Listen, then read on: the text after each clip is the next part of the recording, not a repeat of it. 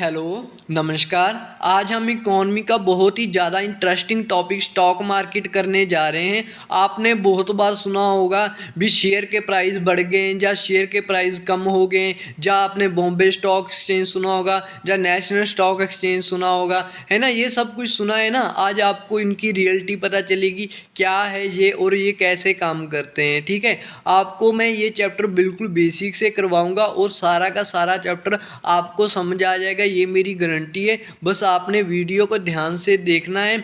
और एक इम्पॉर्टेंट बात, हमारे यूट्यूब चैनल के ऊपर पॉलिटी एंड इकोनॉमी की प्लेलिस्ट बनी हुई है, आप लोग देख सकते हैं। चलो वीडियो स्टार्ट करते हैं। देखो, ये जो चैप्टर है ना, ये सारा का सारा एक एग्जाम्पल के ऊपर बेस्ड है। वो एग्जाम्पल मैं अभी आपको करवाने जा रहा हूँ, आपने ध्यान से वो एग्जाम्पल को सुनना है। मानकर चलो आपने कोई कंपनी स्टार्ट करनी है। जो कंपनी आपने स्टार्ट करनी है वो चॉकलेट बनाने की है, ठीक है, और उस कंपनी का नाम XYZ है। समझ गए। देखो, जब आपने वो कंपनी स्टार्ट करनी थी चॉकलेट बनाने की, आपको 20 लाख रुपए चाहिए थे वो कंपनी स्टार्ट करने के लिए। ठीक है, जब आपको 20 लाख रुपए चाहिए थे तो ऐसा हुआ 5 लाख रुपया आपने अरेंज कर लिया, कहीं से अपने पेरेंट्स से ले लिया या दोस्तों से मांग लिया। बच गए मगर 15 लाख रुपीज़। जो 15 लाख रुपीज़ थे आपके पास कुछ गिरवी रखने के लिए था, आपने वो गिरवी रख दिया और बैंक से आपको क्या मिल गया, लोन मिल गया। आपको लोन मान के चलो 5 लाख का मिल गया। 5 लाख आपको आपके पेरेंट्स से मिल गए, 5 लाख का आपने लोन ले लिया, हो गया 10 लाख। बच गया कितना, जो 10 लाख बच गया वो आपको चाहिए। अब वो कहाँ से लेकर आओगे। आपको किसी ने बता दिया भी आप ऐसा करो, स्टॉक मार्केट में अपने शेयर इशू कर दो और 10 लाख वहाँ से उठा लो। तो आप क्या करोगे, आप ऐसा करोगे, आपकी जो कंपनी XYZ है, आप कहोगे आपकी कंपनी XYZ के आप लोग शेयर बेच रहे हो। कहाँ पर, स्टॉक मार्केट में बेच रहे हो। जो शेयर बेच रहे हो आप उसका प्राइस रख दोगे भी, एक शेयर का इतना प्राइस है। ठीक है, आप मान कर चलो आपने 10 या 20% शेयर बेच दिए आपकी कंपनी के। ठीक है, इसका मतलब ये हो गया, जो भी आपकी कंपनी को प्रॉफिट होगा फ्यूचर में, मान कर चलो भी आपकी कंपनी को 100 रुपये का प्रॉफिट हो गया। जो 100 रुपये का प्रॉफिट हो गया, जितने परसेंट आपने शेयर बेचे हैं उतना प्रॉफिट शेयर जिन्होंने खरीदे उन लोगों को जाएगा। मानकर चलो आपने 20% शेयर बेचे थे।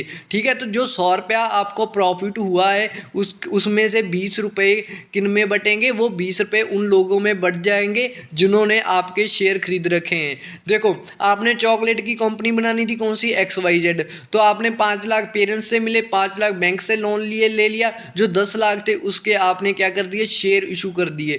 जो शेयर सबसे पहली बार आपने इशू किए हैं, ये इंपॉर्टेंट पॉइंट है, याद रखना। जो जब हम शेयर इशू करते हैं ना सबसे पहली बार, वो उसे IPO कैसे कहते हैं, क्या कहते हैं उसे, IPO, इनिशियल पब्लिक ऑफर। आगे आएगा स्लाइड में हम पढ़ेंगे ध्यान से। ठीक है, समझ गए। ये होती है स्टॉक मार्केट। स्टॉक मार्केट में क्या होते हैं, शेयर्स इशू होते हैं, यानी कि शेयर को खरीदा और बेचा जाता है। शेयर का पर्पज मैंने बता दिया क्या पर्पज है। ठीक है, जो लोग है ना जिन्होंने शेयर खरीदा है वो पागल नहीं है। उन्होंने क्यों शेयर खरीदा है, उन्होंने शेयर इसलिए खरीदा है, उनको पता है शेयर खरीदने से क्या होगा, उन्हें प्रॉफिट मिलेगा, इसलिए लोग भागकर शेयर खरीद लेते हैं। ठीक है, समझ गए। जितना आपकी कंपनी को ज़्यादा प्रॉफिट होगा उतना ही उन्हें ज़्यादा फायदा है कि नहीं, शेयर वालों को। जो शेयर वाले होते हैं ना जिन्होंने शेयर खरीदा है, उन्हें प्रॉफिट के ऊपर जो पैसा मिलता है उसे डिविडेंड कहते हैं। ठीक है, आगे करते हैं, ध्यान से करते हैं चैप्टर। चलो स्टार्ट करते हैं चैप्टर।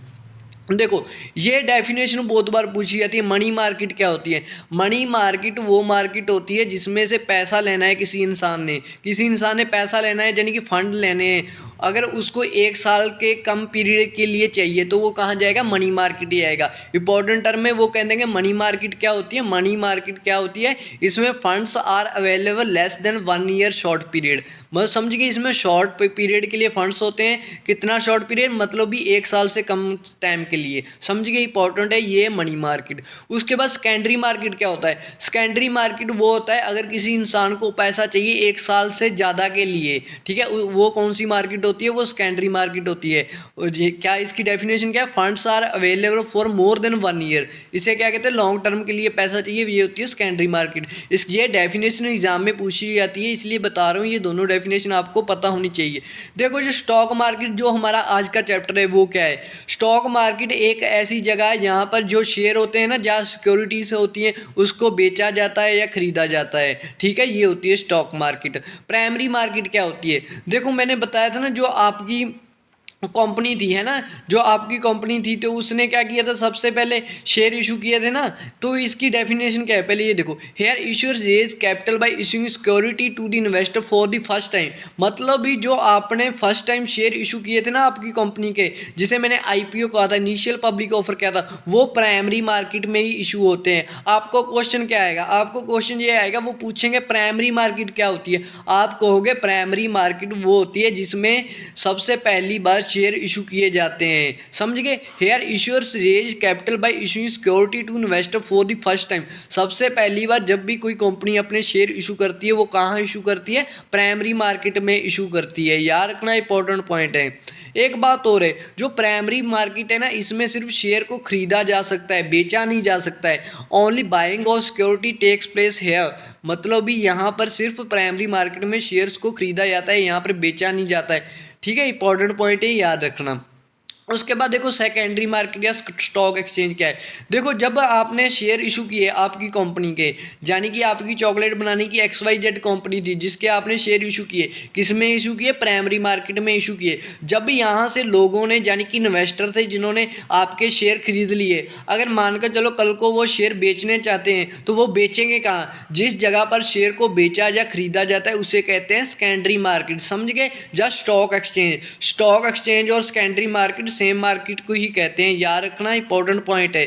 देखो जब आपको डेफिनेशन में क्या लिखा आएगा, कहेंगे सेकेंडरी मार्केट स्टॉक एक्सचेंज क्या है, आपने लिखना है या आपको पता होना चाहिए। सेकेंडरी मार्केट स्टॉक एक्सचेंज वो मार्केट है जहाँ पर शेयर को बेचा या खरीदा जाता है। ठीक है, उसके बाद इनिशियल पब्लिक ऑफर क्या होता है, ये मैंने अभी बताया था आपको। इनिशियल पब्लिक ऑफर का मतलब ये होता है जब आपकी कंपनी सबसे पहली बार आपके शेयर इशू कर रही है, आपकी कंपनी के शेयर इशू कर रही है ना, जिस जगह पर इशू कर रही है उसे प्राइमरी मार्केट कहते हैं, और इस प्रोसेस को क्या कहते हैं, आईपीओ। कैसे हैं, क्या कहते हैं, IPO, initial public offer. Initial public offer is the selling of securities to the public in the primary market. मतलब ये प्राइमरी मार्केट में जो शेयर इशू होते हैं उसे आईपीओ कहते हैं, याद रखना इंपॉर्टेंट पॉइंट है।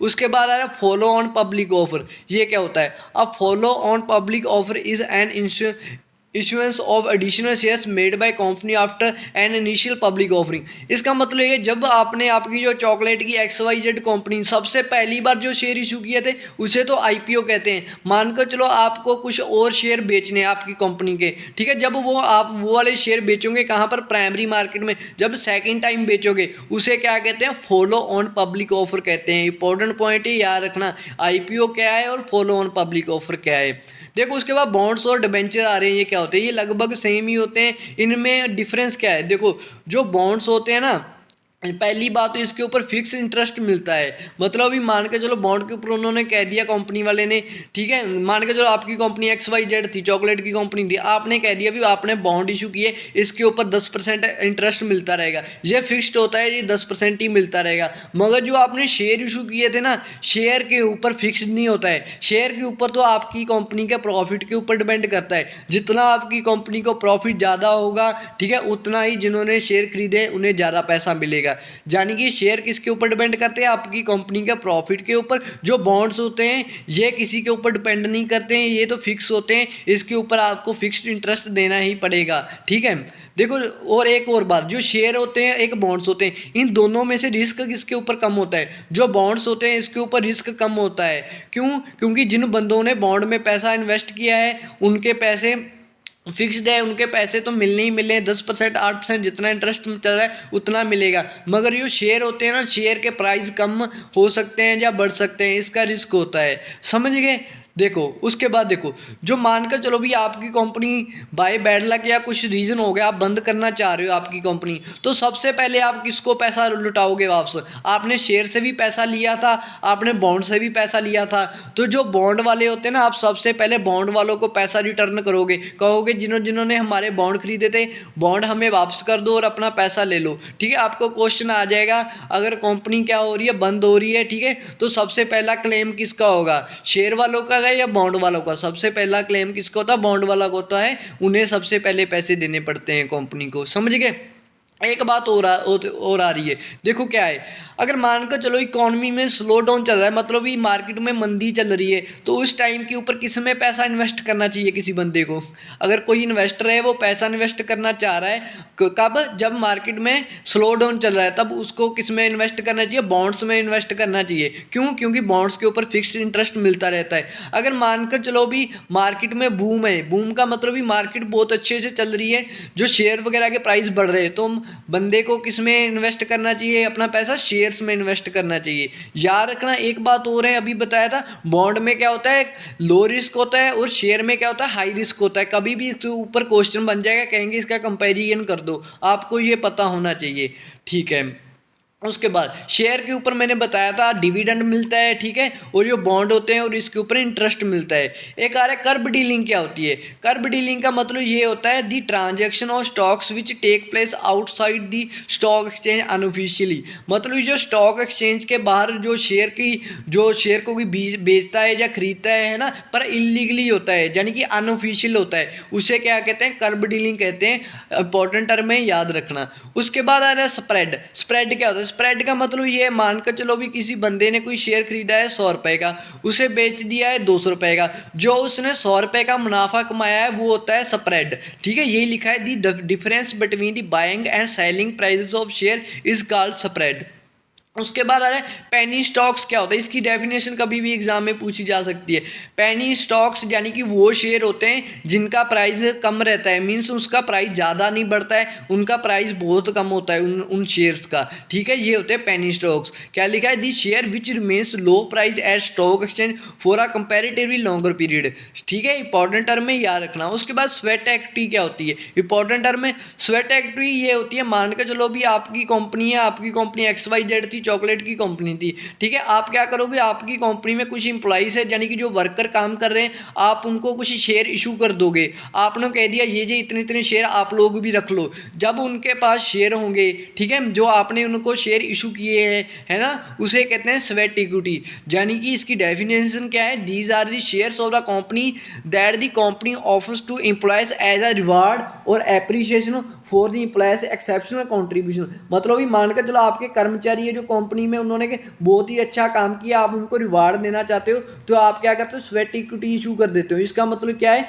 आप लोग उन्हें क्या आपकी कंपनी क्या दे देगी? उन्हें कुछ शेयर्स दे देगी, एक्स्ट्रा कह देगी ये रख लो, ठीक है। ये होती है स्वेट इक्विटी। उसके बाद इंपॉर्टेंट टर्म आ रही है बॉम्बे स्टॉक एक्सचेंज। क्या है? जिसके ऊपर एग्जाम में क्वेश्चन बन जाता है। पहली बात तो ये एशिया की फर्स्ट स्टॉक एक्सचेंज है, जो बॉम्बे स्टॉक एक्सचेंज है। बनी कब है? 1875 में बनी है, ठीक है।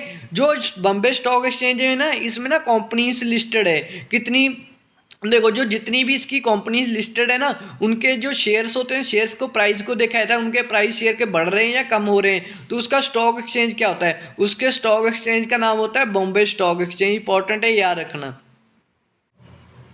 देखो बॉम्बे स्टॉक एक्सचेंज का आपको ये पता होना चाहिए भी ये एशिया की फर्स्ट स्टॉक एक्सचेंज है, ठीक है। और इसका जो बेंचमार्क इंडेक्स है, यानी कि इसका इंडेक्स क्या है? इसका इंडेक्स को सेंसेक्स कहते हैं। इंपॉर्टेंट टर्म है, याद रखना। देखो जो सेंसेक्स है ना बॉम्बे स्टॉक एक्सचेंज का, इसमें कितनी कंपनीज के जो शेयर होते हैं ना, उन शेयर के प्राइस देखा जाता है भी, कितनी टॉप कंपनीज होती है इसमें, टॉप 30 कंपनीज के शेयर के प्राइस को देखा जाता है, वो बढ़ रहे हैं कि कम हो रहे हैं। कभी कभार आपने सुना होगा सेंसेक्स बढ़ रहा है या अप हो रहा है या डाउन हो रहा है। इसका मतलब ये होता है जो सेंसेक्स में जो टॉप 30 कंपनीज है, उनके प्राइस बढ़ रहे हैं या कम हो रहे हैं, ये होता है सेंसेक्स। समझ गए? ठीक है, आगे चलते हैं। नेशनल स्टॉक एक्सचेंज क्या है? देखो जो national stock exchange is the biggest stock exchange in India, मतलब इंडिया की सबसे बड़ी स्टॉक एक्सचेंज कौन सी है? Bombay stock sorry national stock exchange है। और ये कब बनी है? 1992 में बनी है। और इसका इंडेक्स क्या है? निफ्टी है। याद रखना, इंपॉर्टेंट है। आपको कह देंगे जो बॉम्बे स्टॉक एक्सचेंज इसका इंडेक्स कौन सा है? इसका सेंसेक्स है। और जो नेशनल स्टॉक एक्सचेंज है इसका इंडेक्स कौन सा है? इसका इंडेक्स निफ्टी है। यानी कि इसमें टॉप कितनी कंपनीज होती है? इसमें टॉप 50 कंपनीज होती हैं। और बॉम्बे स्टॉक एक्सचेंज में कितनी कंपनी होती है? टॉप 30 कंपनीज होती हैं, ठीक है। समझ गए? एक बुल एंड बियर आपने बहुत सुना होगा शेयर मार्केट में, है ना। बुल एंड बियर का मतलब ये है, मान के चलो भी अगर बुल शो हो रहा है, तो बुल का मतलब ये है जो शेयर के प्राइस वगैरह है ना, वो बढ़ेंगे फ्यूचर में, मतलब भी मार्केट अच्छी चल रही है, ठीक है। मार्केट में ग्रोथ है, शेयर्स के प्राइस बढ़ने वाले हैं। अगर बियर शो हो रहा है, बियर का मतलब ये है जो प्राइजेस है ना शेयर्स के है ना वो कम हो गए, यानी कि मार्केट में स्लो डाउन आने वाला है। ठीक है, इंपॉर्टेंट टर्म है, ये दोनों डेफिनेशन आपको पता होनी चाहिए। उसके बाद जो सेकंड पार्ट है इस वीडियो का मैं जल्दी अपलोड कर दूंगा। अगर आपको कंटेंट पसंद आ रहा है तो प्लीज़ वीडियो को लाइक कर देना, और जिन्होंने चैनल को सब्सक्राइब नहीं किया है प्लीज़ यूट्यूब चैनल को सब्सक्राइब कर लेना। Thanks for watching.